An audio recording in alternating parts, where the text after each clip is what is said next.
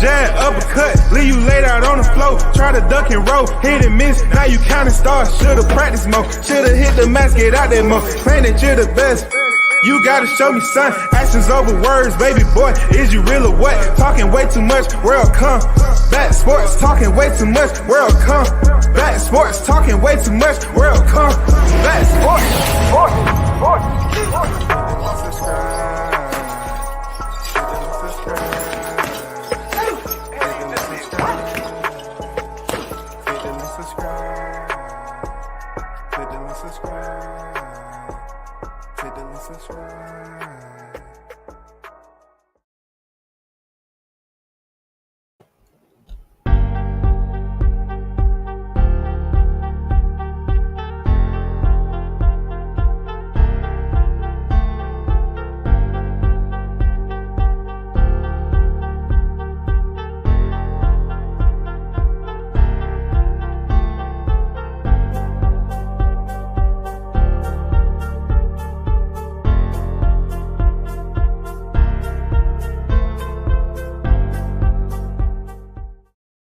Once again, you tuned in to World Combat Sports. Salute to each and every one of you, especially the the WCS supporters and everyone else that rocks with the channel.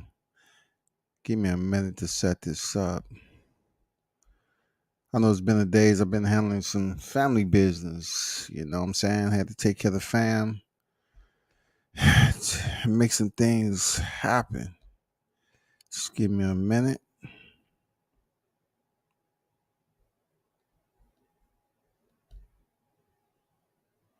Hopefully everyone is doing great. This ain't going to be long, man. This is going to be blunt, stern, straight to the point. You know what I'm saying? We're going to make this work. Just give me one quick minute right quick.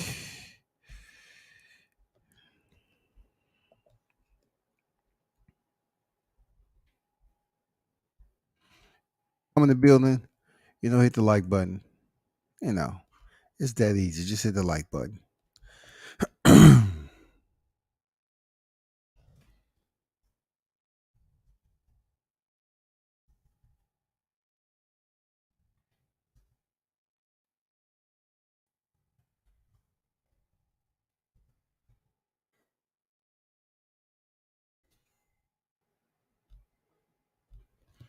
So the topic of discussion today, of course, I'm not trying to be on time with this. Like I said, I had stuff to take care of, but I want to just touch bases not on the reaction of the Sebastian Fundora, Erickson Lubin fight. I just want to talk about the overall, media replies or the response that has been coming from, various voices on this particular fight, their assessment, their observations, however you want to call it. Now, these include myself. We consider ourselves to be hardcore boxing fanatics. And of course, everybody's going to have their opinion about certain aspects on what they believe and don't believe. And then you're going to get even deeper when people clearly look at a fight and you have a fight where Erickson Lubin is much shorter than Fundora. It's not like we haven't seen it in the sport of boxing, period. But see, people, when it comes to height and weight, they tend to ignore it when it comes to heavyweight. But if you have someone like Sebastian Fundora who's fighting in the middleweight classes, you know what I'm saying? You have to look at it that way. He's a junior middleweight right now. And tall as he is, he's not a totally, he's not this muscular dude. He's not this freak of nature, this Adonis type fighter. He is a God-gifted talent who is able to fight with a physical body structure that is not considered to be the normal physique that you would see in boxing. Almost similar to that of Deontay Wilder. Real talk. Almost similar to Deontay Wilder. See, what Deontay Wilder has in power, Fundora makes up with boxing technique, discipline, and a work rate to break his opponents down and get the knockout. He's just not going out here with one punch knockout power. but he does have a work rate that he can inflict upon his opponent and break them down over time. Hold on for a second.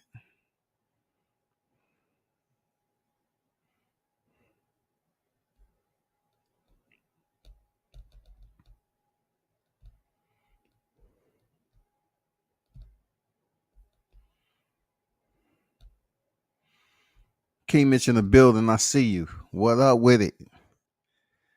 Salute to you. So this is what I want to talk about. Like the more and more that we yearn for boxing, right? We're sitting up here yearning, salivating for boxing to happen in 2022.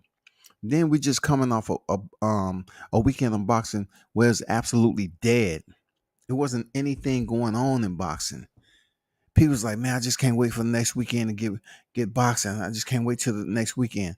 So look, you know you've been waiting for the Errol Spence and your Dennis Ugas fight, but in between time, you knew you was gonna get the Erickson Lubin Sebastian Fundora fight. The same Sebastian Fundora who fought Nathaniel Gallimore. The same one who fought a taller Jamonte Clark. The same one who fought Daniel Lewis. A much shorter opponent. Damn near the same height as Canelo Alvarez. I went over this before. Check this out.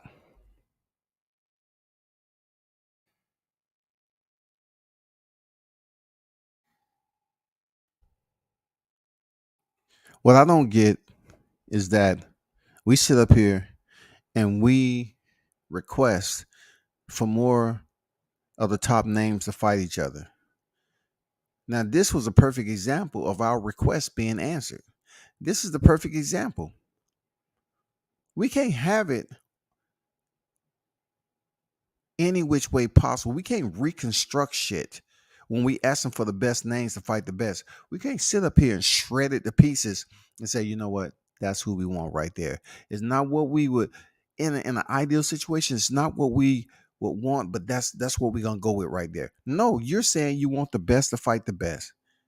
People, in one sense, they'll sit up here. I'm pulling for Erickson Lubin after the Charlo knockout. I'm pulling for Erickson Lubin. And then see Sebastian Fundora. Oh, Sebastian didn't look good his last fight. Sergio Garcia did well. Yeah, you know what I'm saying? He did pretty good. So you saw Nathaniel Gallimore, he never been stopped, go out there with a game plan and pretty much just broken down, just like a lot of other fighters. What happened this past weekend was that Erickson Lubin went out there with his heart. He went out there with his mental focus. He went out there with a champion trainer. You know what I'm saying? And, he went out there as much as he possibly can to enforce whatever offensive strategy that he split the ropes with. Now, I won't sit up here and agree that he listened to everything his coach was telling him, but Erickson Lubin displayed all the unique tools that we would, glorify, praise a fight for having. He went in there and fought with heart and courage. You know what I'm saying? He went in there and left it all in the motherfucking ring without going out on his shield, on his face. But in my opinion, it's a lot of warriors in the heat of battle who went out on their shield and they was killed standing straight up. They was killed while they was still in an upright position. I feel when you talk about Erickson Lubin and people criticizing the fight being stopped, what is this? The killing fields? What are y'all looking for to happen? You looking for a Maxim Dadashev? You looking for a Patrick Day? What are you looking for? Jared McClellan? We're looking for Adonis Stevenson? Pritchard Cologne? You tell me what are you looking for? So you can help me understand what I need to be talking about. When you look at boxing this day and time, and you know damn well that it's been struggling a lot for the best fight, the best matchups. We've seen it with the heavyweight division. We never saw Deontay and Anthony Joshua, but we got a bigger, taller Tyson Fury against a lesser, um, a smaller stature in Deontay Wilder. People's like, oh, Tyson coming in 280. Deontay is like 230 something. And you know, the more concern was Deontay Wilder picking up weight. How would he fit? How would he factor against Tyson Fury, who's like 270 plus? But just because he's 6'6", 6'7", people look at it like, oh, that's pretty cool. But it was a huge ass weight difference. With Erickson, Erickson Lubin, they was in the same weight class. They was in the same weight class, dog. When they went to the scales, they met the 154-pound limit. I thought Lubin looked great, in phenomenal shape, and I think I thought Fundora looked the same. The fight was amazing the first round. I felt that Lubin fought his best round that fight to a point with sticking to the smarter game plan, with keeping distance and botching Fundora on the outside and not staying flat-footed too long on the clock. It worked out perfectly for Erickson Lubin. But that was the first round. The second round, I'm not sure if Lubin decided that, he felt a little comfortable. And he said, you know what? I think I felt this punches.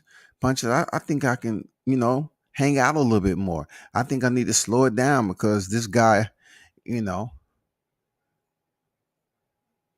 on the gas early. I think I can really hurt him. Lubin, early in the fight, he might have felt something. He might have seen something in that round. He might have been touched by Fundora. He said, man, I ain't worried about this. I'm good. So let me try to, test the waters a little bit more, because I'm pretty sure Lubin wasn't trying to go into the mid to late rounds with this dude. And he decided to switch it up in the second round. That's where the turning point happened, that early in the fight. Lubin began to take punishment in the second round. I'm not going to sit up here and break down every freaking round and you seen the fight. But Erickson was asked by Kevin Cunningham after the second round, why you do that for? You was good. Why did you go out there and do that in the second round? Why did you go out there and switch it up? Why did you do that? And the coach can only tell the fighter so much. Ultimately, the fighter had to split the ropes to go in there and contend. That's real talk.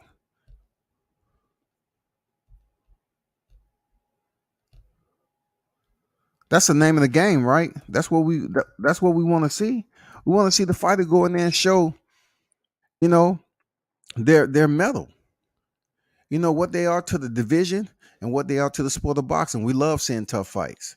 We up here praising Woods and Conlon, but yet Sebastian Fundora going in there and at 6'6", skinny, lanky. Everybody knows no drug testing. There's no drug testing. It was no drug testing for Lubin and Fundora. And there's no testing for Yordenis Ugas and Errol Spence. Nobody's talking about any of it until after the fight is over with. Now they're trying to call Sebastian Fundora a drug cheat. Talking about he's too tall for the division. He's not eating right. He malnutrition. So if Sebastian Fundora's malnutrition is still competing at that weight at a high level, high level, something ain't right. Things is not adding up. If he's competing on a high level, he's malnutrition. And you're trying to tell me this dude is just rehydrating up to about 158, 159 and still maintaining that gas tank, goddammit. Still maintaining that power. Well, he's doing something right. Give it up to his team, give it up to his nutritionist and everybody else, his strength and conditioning, because they're doing something right. And for listening to his interview, dude is not lacking confidence. His ego is pretty damn big sitting on top of his head. He has a damn huge ego.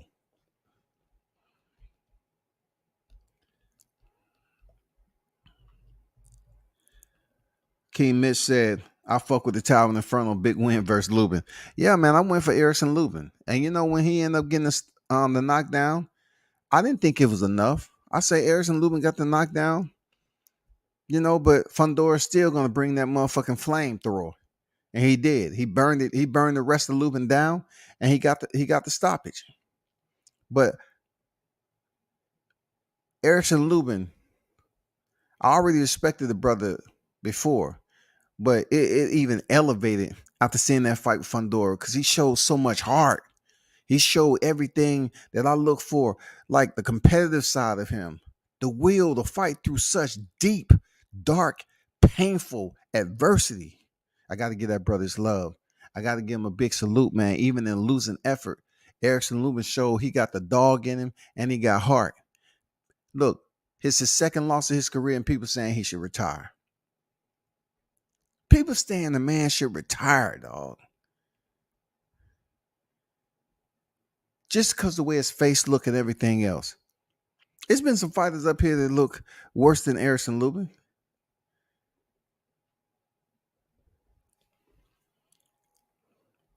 King Mitch say, the Naysayers. Some of these dudes didn't know who Fundora was before this weekend. Skinny motherfucker been tough. Shouts to Erickson Lubin. Man, Fundora is tough as shit. He know he can goddamn fight too. Young Billy Boxing in the building. Salute to you, brother. Keep on down spitting that fire over there. We see you. Lubin fought the wrong fight, period. He believed in his power too much. He was misunderstood about the Tower Inferno's chin. What? Look, his calibration, in my opinion, Lubin knew he didn't want to go into deep waters with Fundora. So he didn't tell Kevin Cunningham this, but he decided to change up the plan on his own. It was do or die from that moment forward. It was do or die for Lubin. He wanted to try the headhunt and go for the knockout when he should have stuck to the jab to the body just a little bit longer, conserve some energy, continue to see if his offense was kind of tearing down Fundora or allowing him, to open up just a little bit more to land that right hand. You know what I'm saying? He just had to work at it just a little bit more. But when you come out and you land that jab in the first round, you have 11 more rounds to go, bro. You can't switch up the offense that early and start taking punishment on the inside like that. I don't know why he changed so quickly. But when you start headhunting a guy that tall, you definitely have to be within range. And they always tell you, chop down the body, the head will fall. That's not the case with Lubin. Lubin went to a slash winky right. He started putting up the high guard, getting split. Sebastian Fundora was sitting that hammer up the middle of the guard and popping Lubin's head back. Lubin would move around. He could see his transformation happening right in front of us. And then he'll try to fight up out of it. Throw it like a 3 or 4 punch combination. And he kept trying to hit that, that towering in front of the tip of it to bring it coming down. And he did something nobody else was able to do. But with that, he emptied everything he had. That was his shining moment of glory. He emptied everything he had in that moment, and he got what he was looking for. He dropped him. But then, when Sebastian returned, it was still hell to pay. And Sebastian came in there already burning. He was on fire. Erickson Lubin just didn't have enough to expound on what he had already accomplished. He didn't have enough to build on. His cardio wasn't there. He was tired. He was battered, bruised, with a big ass heart, and he just couldn't do anything. I think it was a damn good stoppage. I salute Kevin Cunningham for stopping that fight because Lubin could have damn well died. He could have died if that fight would have went to the final bell. He could have died. Sebastian wasn't letting up. And I don't think anybody ringside The doctors, the commission, whatever, they wouldn't have let that fight went to the 12th round the way Erickson Lubin looked. Lubin looked bad, dog. IB who I be, what's good? WCS, what up, OG? How you feeling, player? What's good with you? I'm good, man. And yourself? Perfect stoppage by Coach Cunningham. Chomps would throw ice and drinks on him, though. Yeah, man, that was some bullshit. That was some hoe ass, sucker ass shit, dog. Julio Martinez, salute. Lubin looked like Deontay Wilder. Instead of bleeding out his ear, you bleeding out his mouth. I mean, if that's what you saw, that's what you saw.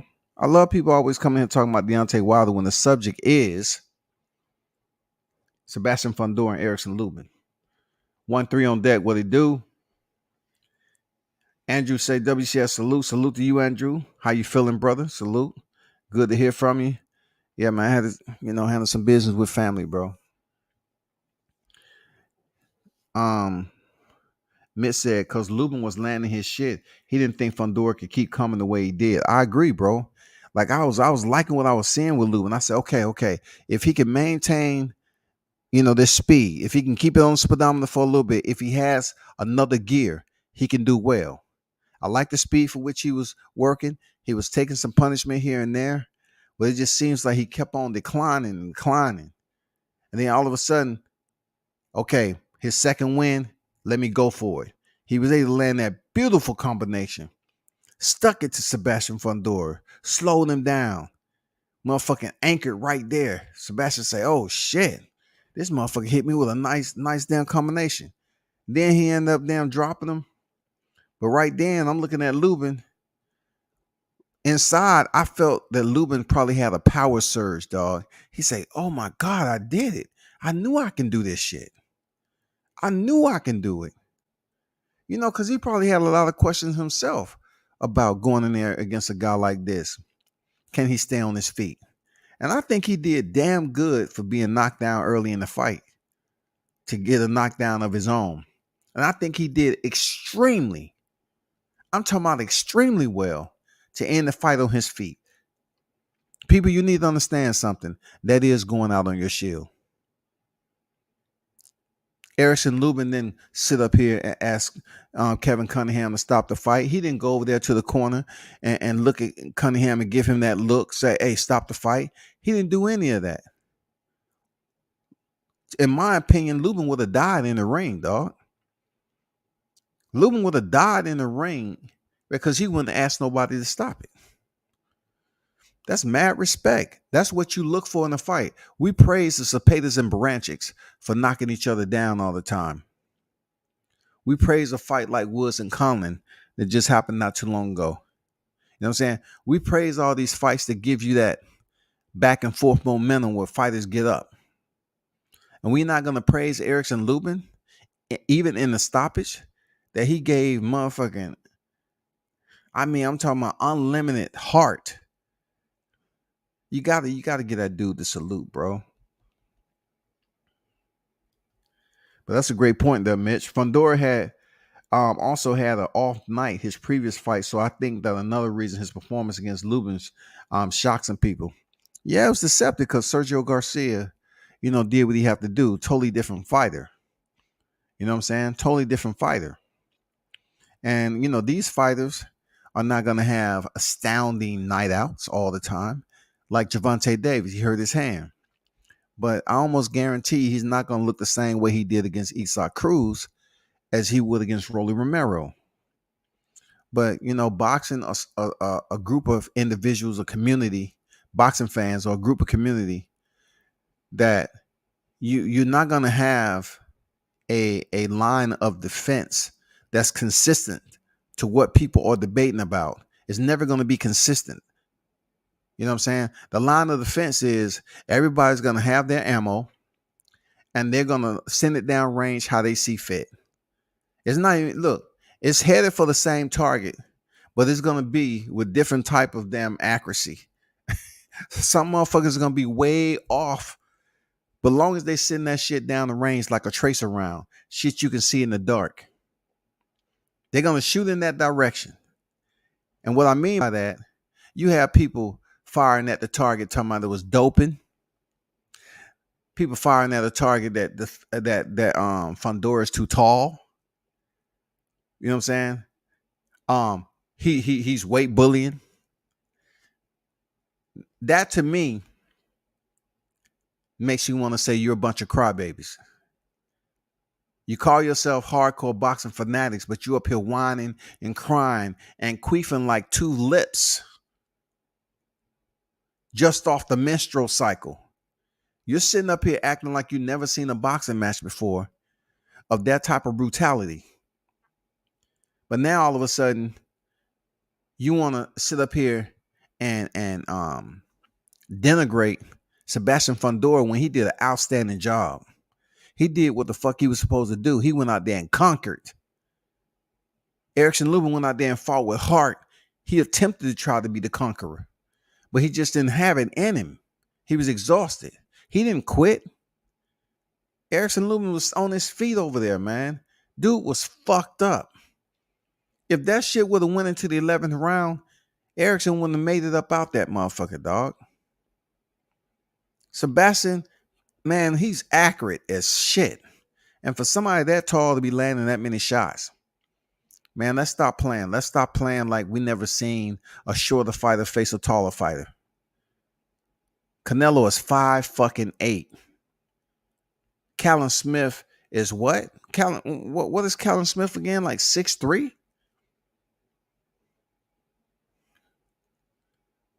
Canelo have 70 and a half inch reach. Don't nobody say shit to him because, you know, he makes it look easy. But Canelo is 5'8", y'all. He's 5'8". Tommy Burns, I think it was 5'7".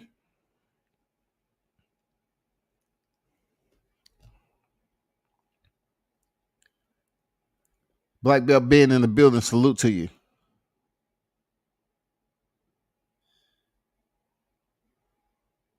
He said, what's good, WCS? What's good with you?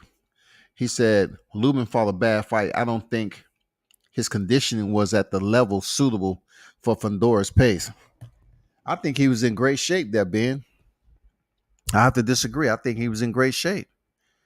Because in my opinion, he did much better than Nathaniel Gallimore did. I seen Nathaniel Gallimore breaking down. You know what I'm saying? I seen him breaking down, and they stopped that shit way earlier than Lubin. If I'm not mistaken, let me check right quick.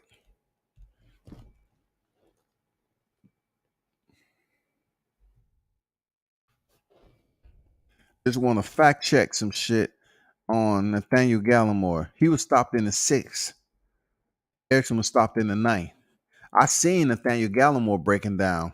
You know what I'm saying? When you come in the ring, you know, and you never been stopped before, sometimes your opponent say, you know what, tonight's the night. And then they go after that knockout. And that's what happened with Nathaniel Gallimore in the 6th round. But I seen him breaking down. You know what I'm saying? And you look at I always go back to Daniel Lewis. Daniel Lewis went to a UD. No, he went to a UD. And Daniel Lewis, height and reach. Daniel Lewis is 5'10", 71 and a half inch reach.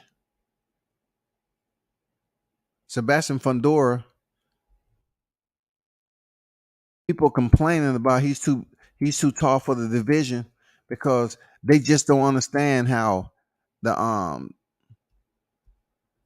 human nature works sometimes. The physical composition is born differently in certain individuals. They either blessed or they're a walking disability. It's hard to be that damn tall and athletic. I'm pretty sure Sebastian Fundora can't really run that fast. But you know what he wasn't blessed with speed. That dude can motherfucking fight his ass off. Him and his sister. Sebastian's 6'5" and a half with an 80-inch reach. Like I said before, 6'5" and a half with an 80-inch reach. I wish he'd hurry up and move in weight classes so he can get within range to fight a Canelo Alvarez or something. Because Canelo, being a body puncher he is, I would be curious to know if Fundora can handle the body shots. that Canelo would be delegating towards his midsection.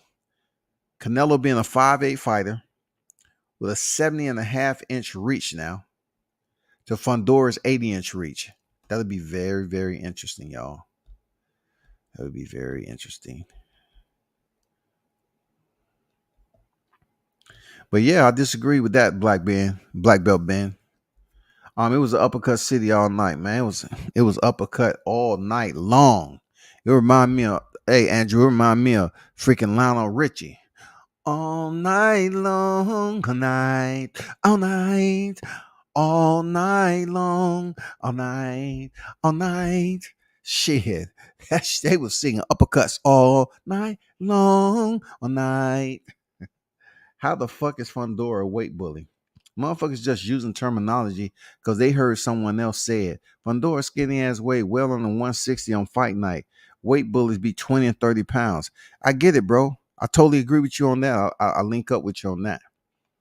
You know, this is I don't appreciate what when it comes to these hardcore fanatics and they say they true hardcore boxing fans, but yet they up here making excuses for a fight that could be a fight of the year potential because both fighters was knocked down and then you end up having a fighter get stopped, but both fighters touched the canvas, man.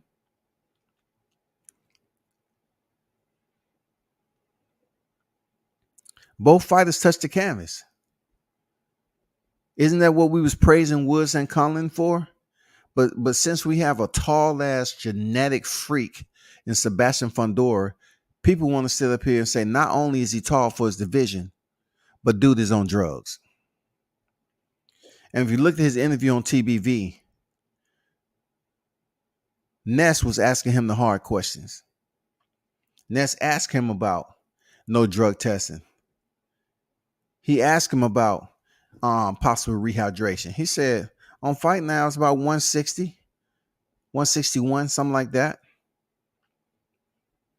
And then he mentioned, he say, how can I be on drugs? I'll take a drug test right now, but it wouldn't matter because it's after the fight. He said, but that don't have anything to do with me. I'm a clean fighter. And then I also have to look at it like this: are you factoring in Erickson Lubin if he could have had an advantage and did as well as he did with no drug testing? Are y'all looking at it? Are y'all basically calibrating that to your thought process to say, well, Erickson Lubin might have benefited from this too? I just hear excuses about no drug testing, and y'all sitting up here calling Fundora a drug cheat is distasteful, y'all, and it's disrespectful coming from people who I know that talks boxing on a level of respect and knowledge, but yet you up here riding with a fucking narrative, man. Y'all niggas be tripping sometime, for real. Y'all just be up here riding with narratives, man. It's all like y'all meet up at the rally point and y'all discuss what narratives y'all want to jump on the bandwagon with and go out there and giddy up and get out there and ride that carriage downhill. I don't get it. If y'all smarter than that, if your boxing knowledge is more inclined, where your audience respect you outside of the casual boxing fan, why are you up here all riding with them temporary knowledge like a temporary casual to say that Fundora wasn't clean? How can you sit up here and chew out Fundora? How can you criticize this man for giving you the fight that we want to see? I thought Wilder fight with the Fury was way worse than this. It was way worse, dog. And the trilogy was way worse than Fundora and Lubin. Way fucking worse. And you talking about two big, tall fighters. And Fundora gets the criticism and no drug testing. And I was thinking to myself, I was like, man, this wouldn't have happened if Lubin would have won the fight. If Lubin would have won that fight, nobody would be talking about no drug testing. But since he stopped Lubin, and there was people going for Lubin, I was going for Lubin, they want to sit up here and place this motherfucking stamp on Fundora as him being a drug cheat. That's fucked up, y'all. That's real fucked up.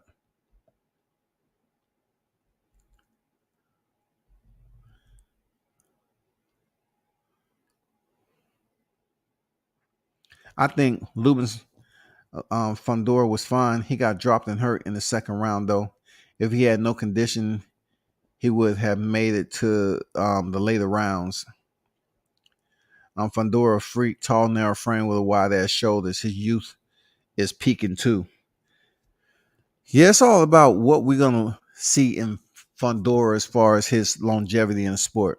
Like I tell you before, I don't see Fundora having a long career in the sport. And Erickson Lubin just proved it right there. I don't see it, bro. I don't see it. I think he can't fuck with Charlo. I don't see him fucking with Charlo. I don't see him fucking with Brian Castano. I just don't see him fucking with some of the top names. Like, okay, they talking about Tim Tszyu. That would be a very interesting fight, especially off what we seen with Terrell Goucher. You know, Tim Tszyu he can be a standing weight fighter too to try to prove a point. We'll prove that shit with Fundora. Let us know what type of game plan you got. Because from my understanding, Fundora mentioned that he was going to fight Tim Tszyu next. That's going to be stylistically a fight that matches up pretty damn good. Because, you know, Tim Tszyu isn't a runner. He likes to come forward. But let's see when he's presented with the Fundora wall of fire. Let's see how he reacts to it. Is he going to sweat it out? Dehydrate? You know what I'm saying? Or he going to goddamn chump through it. You know what I'm saying? He's going to be the fireman. Just like was told to freaking Michael Moore. I need for you to be a fireman. Is Tim Tszyu going to be that fireman? Fundora, a freak, tall now, frame. Yeah, so I read that. Mitch, Canelo stop towering in front of right now. Canelo stop towering in front of right now. Bad matchup. Yeah, Canelo going to the body is not. It's unlike any other. That skinny frame will meet somebody that understands how to inflict proper body punishment. His placement of his punches, his hooks to the body, very, very poignant and lethal. Canelo will fold Sebastian Fundora. I think Jermell Charlo knocks him out. For real. I think Jermell Charlo, he has much more power than Lubin. I think he knocks him out. I think Jermell Charlo will knock out Sebastian Fundora in under 6 rounds.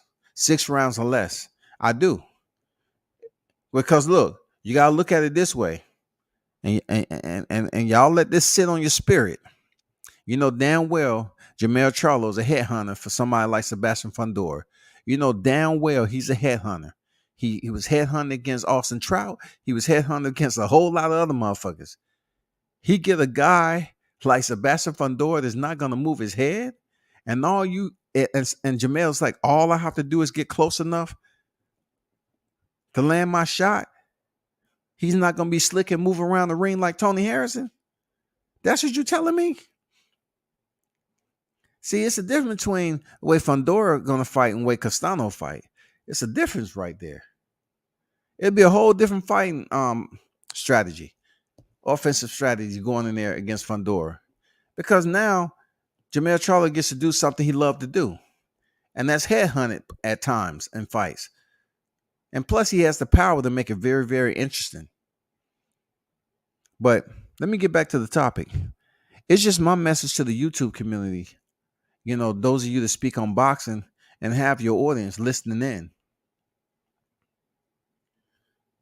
I don't understand why it has to be cliques that speak on the same topic enough to pass a false-ass narrative. I think it's just fucked up when it comes to journalism. You know, when you look at a fight and there's no drug testing, and it's almost like you put the culpability in the lap of the fighter. What do you want them to do? There's no drug testing for the fight. So Fundora goes in there and Kevin Cunningham stops the fight. He stops the fight. So whoever that was throwing ice and they was upset. But what did Fundora do that we wasn't requesting from boxers? He did exactly what we wanted to happen. We wanted a damn good fight, and we got that damn good fight. But y'all are like y'all not satisfied, man. You know what I'm saying? Y'all up here crying and shit. Y'all on some suck ass hoe shit. You up here saying the man is on drugs. How is that possible? How are you going to take away his victory and act like the man is now public enemy number one because he defeated a black fighter that a lot of y'all wasn't even talking about anyway? A lot of y'all wasn't even goddamn giving that man any chance of winning or even getting a knockdown.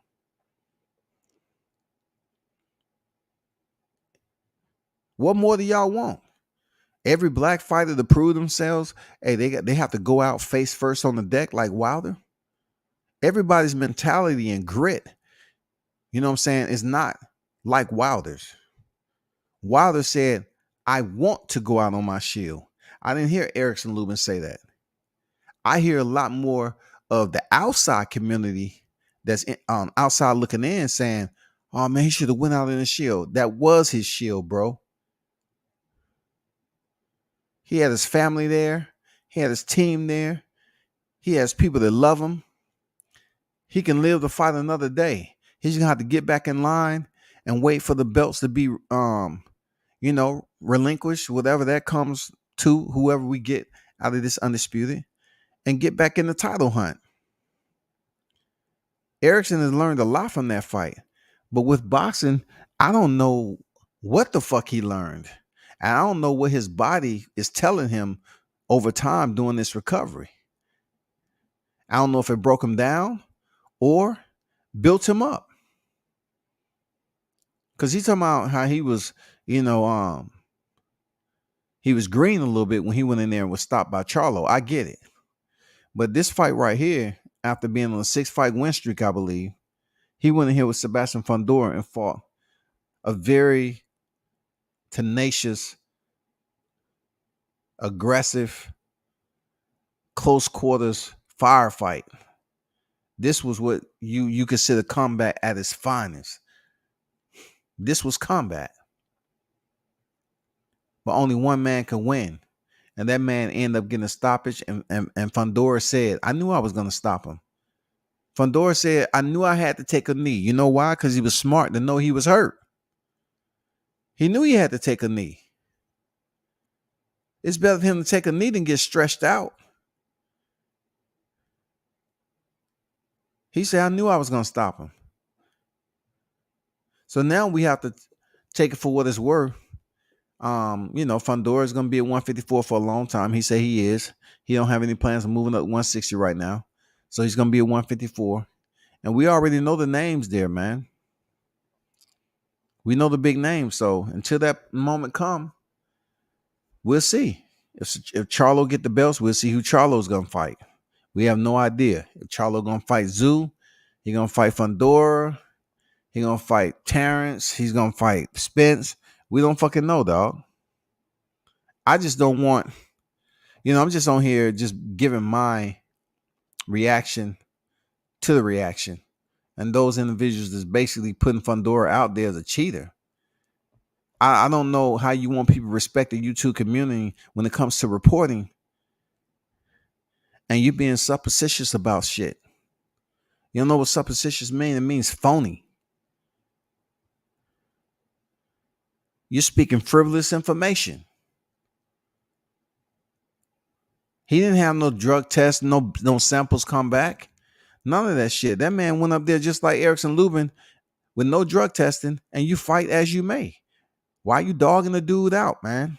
That's when it becomes, a motherfucking circus up here in YouTube, because you have, cliques and community that talk and come up with these narratives they want to push across the damn layer.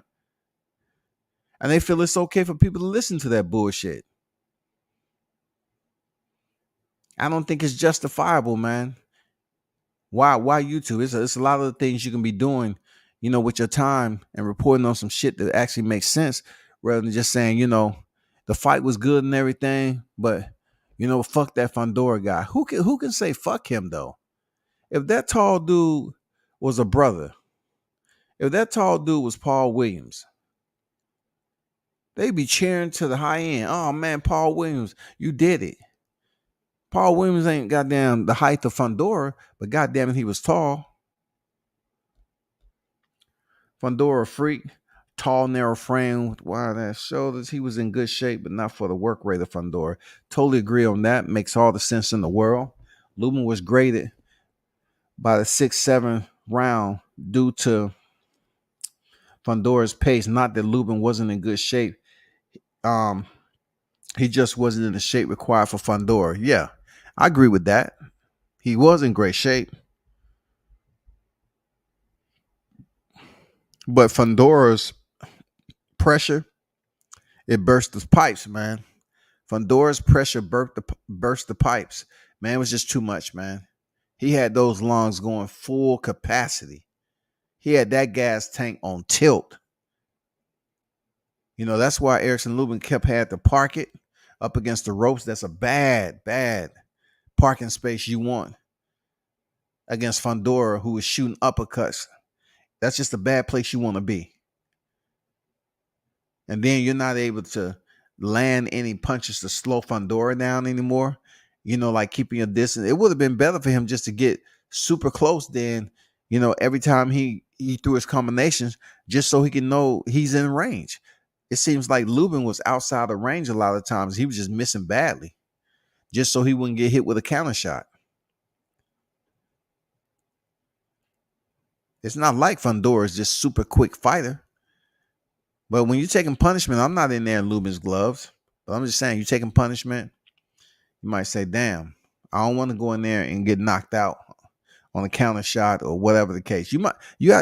If Erickson Lubin would have did the same thing he did when he knocked him down, just get in, bang, bang, bang, get out, jab to the body, jab to the body. Get in, bang, bang, bang, in and out, touching the body. It would have been pretty cool, man. I don't think that fight Canelo would take. I challenge anybody to let the skinny person they know uppercut them 100 times in a row and see how their face look. Oh, they look different. They look different, Shawty. Real talk. Bitch, I completely disagree. Fundora's pace would be detrimental to Canelo. Fundora is willing to punch with Canelo. With Canelo's fighting style is to wait and turn. Fundora wouldn't give Canelo a turn.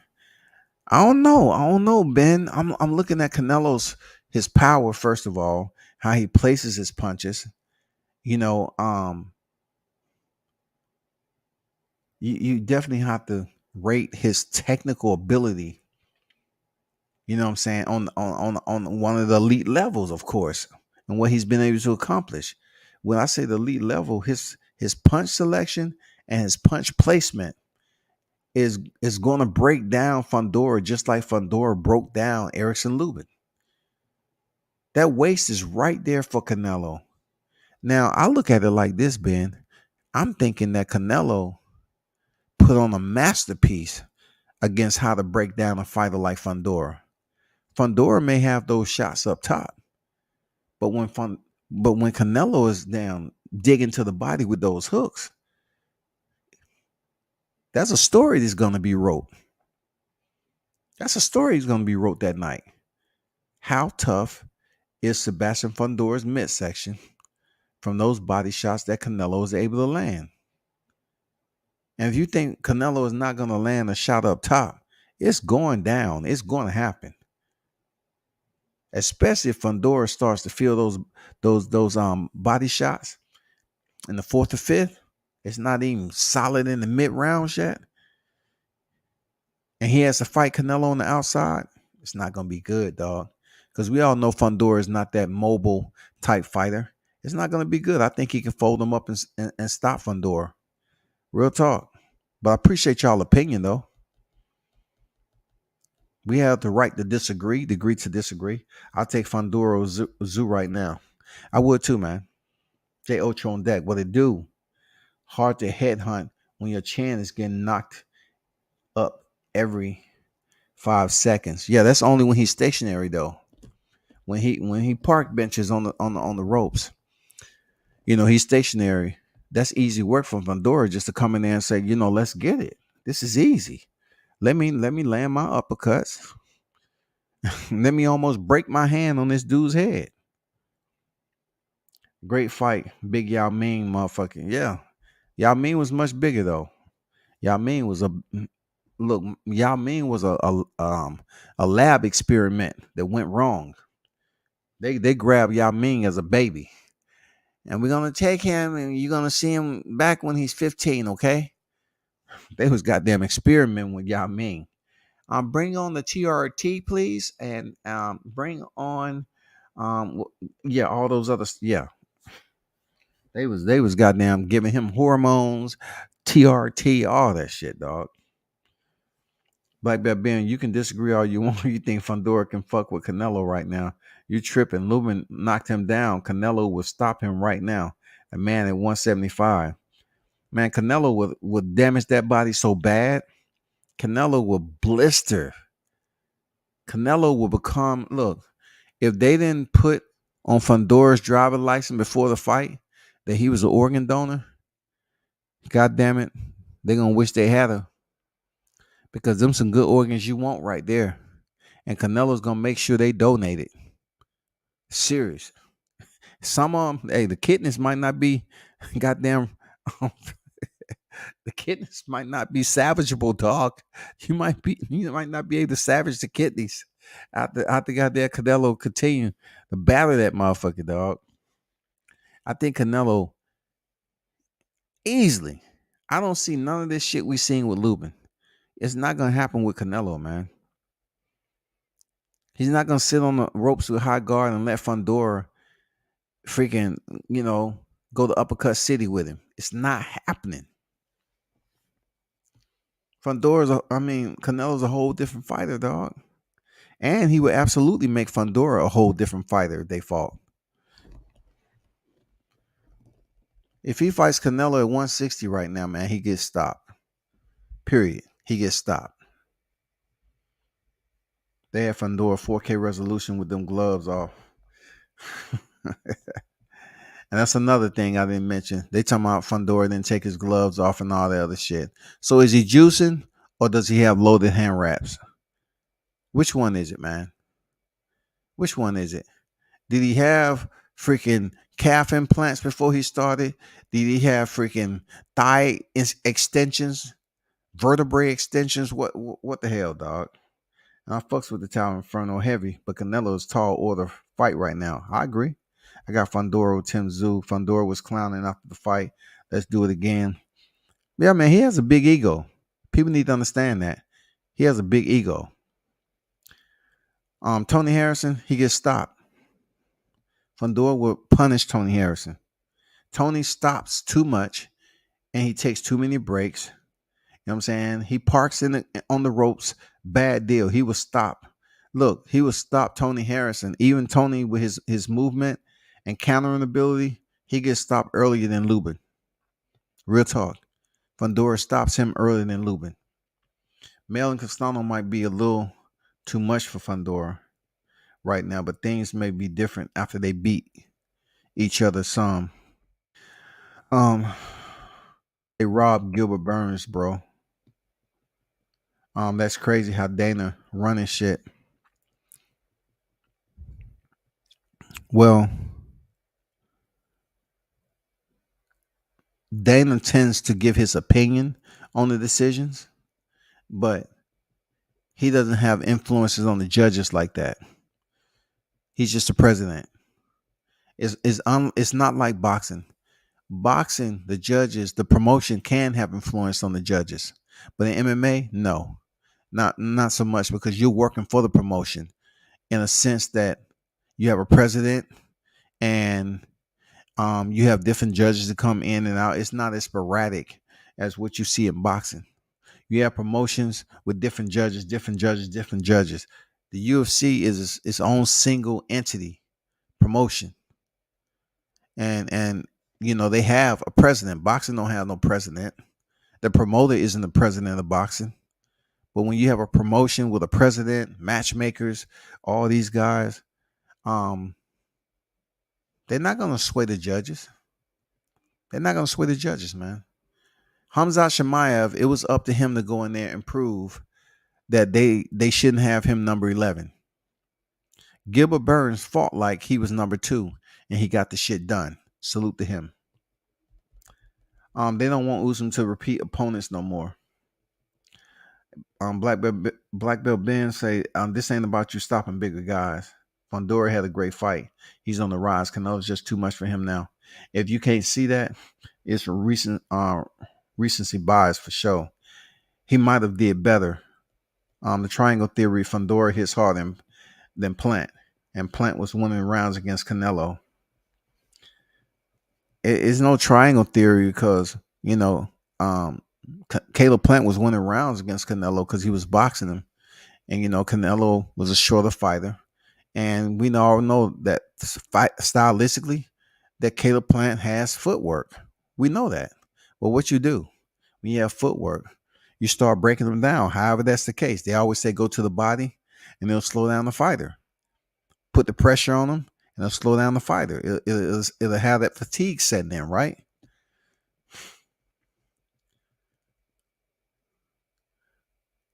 I just don't think Fundora will understand how he's not able to do to Canelo, because Lubin was 5'10". Canelo is 5'8". Canelo is much shorter than Lubin. So still, when it comes to the uppercut mania, still when it comes to the height, Sebastian Fundora is still going to be able to get on the inside and land those uppercuts. That's if Canelo Alvarez stays stationary and parks up against the ropes too much with a high guard. No, you're not going to see that with Canelo. He's going to move around. He's going to stop. He's going to give you 2 hard hooks to the body. And Sebastian Fundora is going to say, God damn, there's levels to this shit. He's going to look over to his corner and look at his sister. And she's going to be like, be smart. She's going to have that index finger pointing to his head and bouncing off his forehead, bouncing off her forehead. Smart, think smart. And Canelo going to go to work on his ass, man. Mitch, come on, my guy. You're not giving me fighting IQ enough credit. You could argue the judge was setting up to rob Fundora. I'm not going there, though. I'm not thought it was a legit fight. We talking about with Erickson Lubin being ahead. Hey, we never know. It's boxing, bro. Let's not act like this shit is all brand new. Hell no. I know the listeners on here, it's not brand new. This shit ain't brand new. Boxing is always up to something. Dion Washington in the building. What it do, my guy? What's good with your salute? Fundora can't fight Fury next week if White pull out.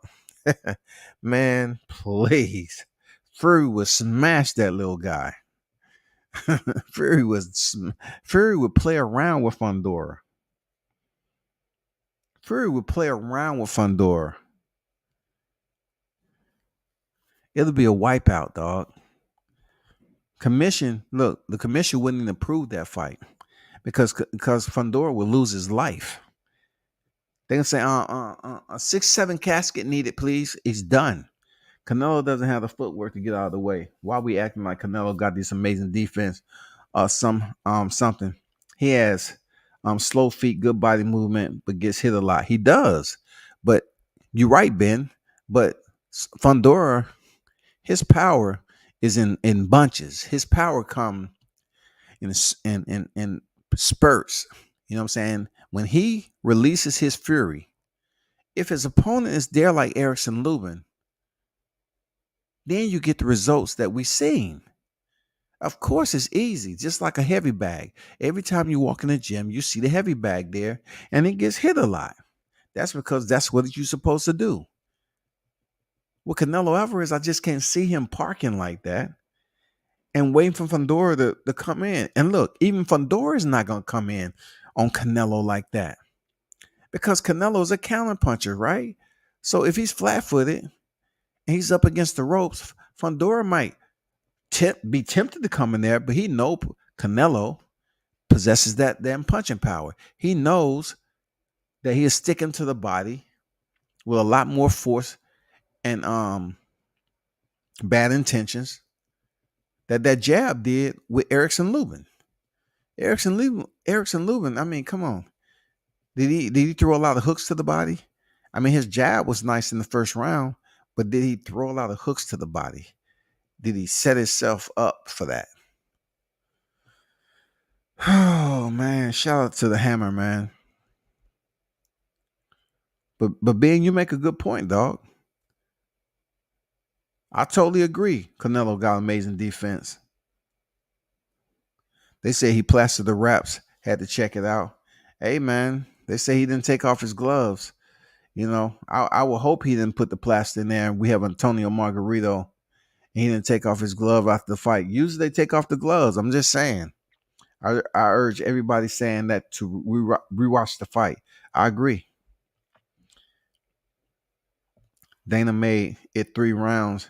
He knew dude could go 5 with Burns and win. Couldn't go 5 with Burns and win. Yeah, man, he's smart. I just expect a lot more from Hamzat Chimaev. That's all I'm saying. I expected more from Chimaev. He ain't this motherfucking killer like we thought, man. Like, no, man. Mm-mm. Lumen did the uppercut challenge. Yeah, he did. Yeah, he did. I thought about making a video about that shit too. Just speeding that shit up. At W says, I'm not saying Fundora stops Canelo. I just think it will be a lot better fight than everyone thinks. Yeah, I get what you're saying, bro. I don't think so. I think the only way that it's a good fight there been is that Canelo allows it to be a good fight. Seriously. Like, it's different than what we would see with Callum Smith. I don't see any of this similarities being, like we're seeing Canelo versus Callum Smith. I think it's totally different. I think at the end of the day, Sebastian Fundora is a tough fighter. Unbelievable, respectable work rate. But when you get in there with the fighter that really doesn't have a lot of mobility at all, but his power,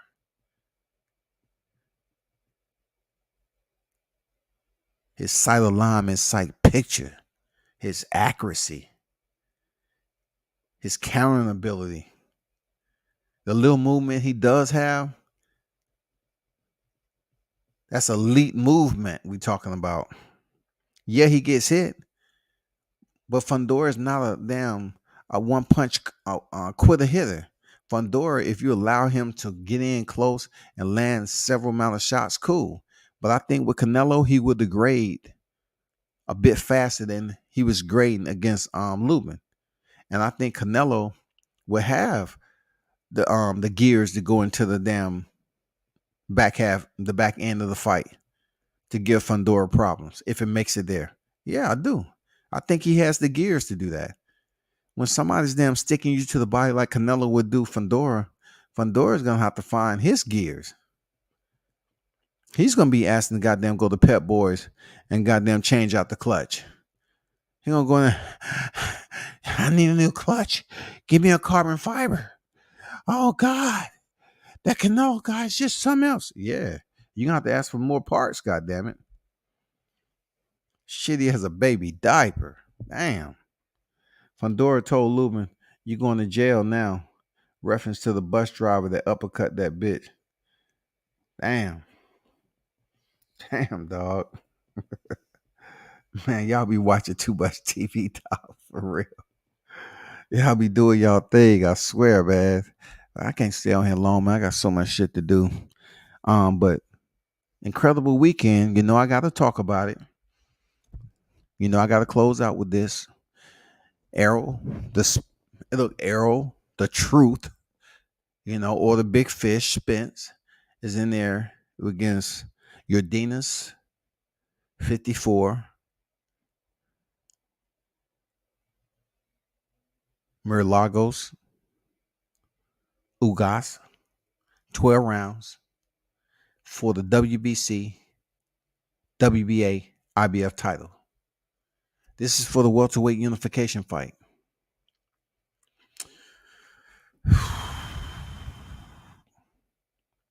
I hope it's everything that we wanted it to be. Now it's finally here. I didn't think Spencer's gonna make it to the fight, but he did, obviously. So I'm gonna leave that alone. He's here. I might be an open workout. You know what I'm saying? I'm still trying to decide. But open workout is going down. And this shit gonna be jumping over there in Texas this weekend. Now I must reiterate the challenge that I put out once again to the Spencerholic channels. I want to see you all get an interview. I want to see media deployments. I want to see content. I want to see work ethic. I want to see people jumping out the box trying to get this interviews of Spence and get the information out. If I don't see any of you all that's supposedly in Texas or going to Texas for this big fight, and y'all just going up there just to say y'all gathering around and taking pictures, then I don't want to hear shit when y'all return to the mic, because you're talking about a fighter that's not accessible. I want to see you all going out on deployment and picking up the payload. You know what the payload is? The payload is the interview. The payload is the content. The payload is fight week. You're being able to chop it up with this champ. That's the payload. Pictures, something. Because y'all have all these hundreds of names for Bud Crawford fans. So I'm saying, if you're gonna place all those stamps over here in the Bud Crawford's community who support Bud Crawford, and they always something dealing with sexuals and stuff, well, I expect the Spencerholics to be very hydrated this week, because tomorrow's Wednesday.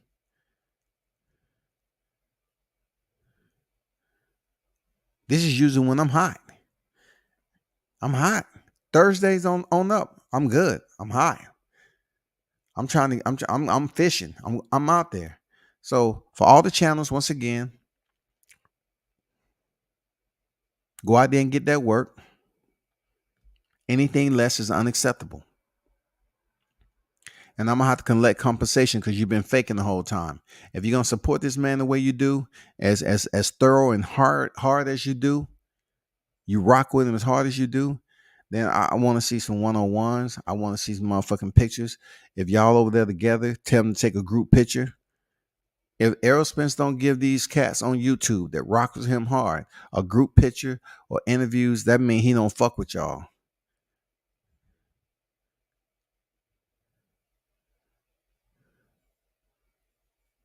That's all I'm saying. Did you catch the youngest prospect, Floyd Cash Money Diaz? Keep an eye out for him. I'll check him out. Teach in the building. What's good with you, Teach? April 16th, Errol Spence Jr. Day in D-Town. You know, I can't be mad for you putting that in my chat. You know what I'm saying? I seen that with the mayor. I posted on my Facebook, World Combat Sports Facebook page and group. I gave them respect. I posted that shit even on my personal feed. That's a big deal. That's great. That's great. I don't have nothing bad to say about that shit. Nothing. That's good. Errol Spence Jr. Day. It feel good as a man, you know what I'm saying, to get a day after you. Hell yeah. Errol going to stiff arm them, asking for an interview. Hey man, hey J Ocha, you over there? You over there in them currents? You know what I'm saying? You on them river streams, man. Let them know. I want to see some type of interview. You bring your black ass over here with no motherfucking interview, no pictures, no nothing to brag about. I want to see some bragging shit. I want to see y'all bring some bragging shit back from the big fish. God damn it! You talking about the big fish, man down, a nigga with the shagadocious, shagalicious. I want to see the content. I want to see the content. I don't want to hear no motherfucking excuses. I don't want to hear shit that it was raining. Y'all left the restaurant late.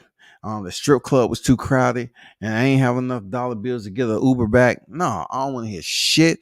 But get the content, get some pictures, post that shit so we can have something to say, okay, finally. If not, don't get your ass back on this mic talking. Arrow, he this, that, and the other. You know what I'm saying? He ain't fucking with us, but we fucking with him still. We rock with Arrow. If y'all don't come back here with one picture, if we can't get some one-on-ones, don't let me start mentioning names now. Don't let me mention names because you know I would. Y'all say y'all gonna be in Texas. I expect to see some interviews, Shawty. W says they're not going to get interviews. They're going as fanboys. Man, you know what, Dada? I expected Dada to close out the evening with the blades in hand. Shing! He has made his appearance, man. Shout out to Don Dada on deck. The Jamaican himself. Come down. Salute to Arrow for this day. I'm a fan of Bud and Arrow. No sides. Good for you, J. Ocho. That's just so adorable. Let me tell you, to be a fan of Bud and Arrow. Look, I never said I wasn't. Yeah, I did. I'm gonna take that back. I did. I'm not a fan of Errol Spence. I mean, I'm gonna keep it 100. I'm gonna keep it 1 trillion.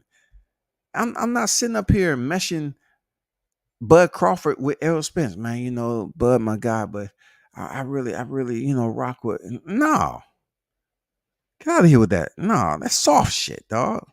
Pick one side, goddammit. You know better, J. Ocho. Pick one side, dog. Stop bullshitting up in this motherfucker. Walking back to the hotel after leaving the strip club for real. Walking back. Fans going to war on here. Yeah, man. You know what I'm saying? Yeah, man. But hey, I'll be back on this motherfucker again. Appreciate y'all for pulling up as always, man. Salute to the WCS supporters. Keep rocking with your boy all day, every day. Until next time, man, turn up and tune in to World Combat Sports.